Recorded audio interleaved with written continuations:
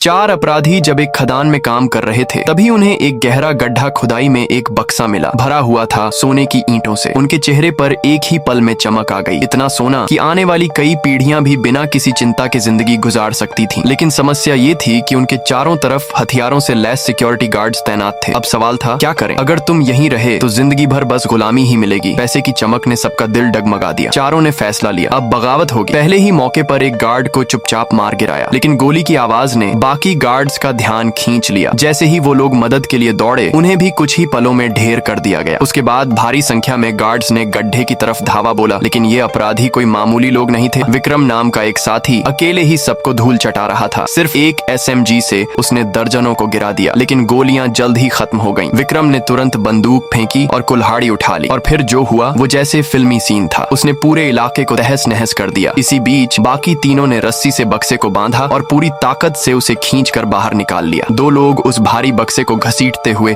आगे बढ़ने लगे। विक्रम पीछे से कवर दे रहा था। शत्रुओं को खत्म करने के बाद उसने पूरा बक्सा अपनी पीठ पर उठा लिया, और अजीब बात ये थी कि वो मानो हवा जितना हल्का लग रहा था। चारों जंगल पार करके समंदर किनारे पहुंचे। वहां एक नाव को पानी में धकेला और रातों रात वहां से निकल गए। 3 दिन और 3 रात के सफर के बाद वे आंध्र प्रदेश के तट पर पहुंचे। अंधेरे का फायदा उठाकर उन्होंने वो बक्सा रेत में छिपा दिया, लेकिन जैसे ही वो वहां से हटने ही वाले थे, लोकल पुलिस ने उन्हें रंगे हाथ पकड़ लिया। पुलिस की पूछताछ में उन्होंने कहा, हम श्रीलंका से हैं, हमारा गांव उग्रवादियों के कब्जे में है, जान बचाकर यहाँ आए हैं, बस एक मौका चाहिए। विक्रम ने जेब से एक सोने की ईंट निकाली और अफसर को दी। अफसर ने कहा, इतना काफी नहीं है डॉक्यूमेंट्स के लिए। बाकी तीनों ने भी एक एक सोने की ईंट निकाली। बस उन्हें देश में रहने की इजाजत मिल गई। लेकिन यही 4 लोग धीरे धीरे इलाके के लिए आफत बन गए। बिना वजह लोगों को मारना, गांवों पर कब्जा करना, किसी की इज्जत नहीं बची। जब अफसर ने समझाने की कोशिश की, विक्रम ने उसे भी मार गिराया। कुछ ही सालों में वो 20 से ज्यादा गांवों का मालिक बन गया, अपनी खुद की सेना तैयार कर ली, और अब तो पुलिस भी उससे डरती थी। 15 सालों में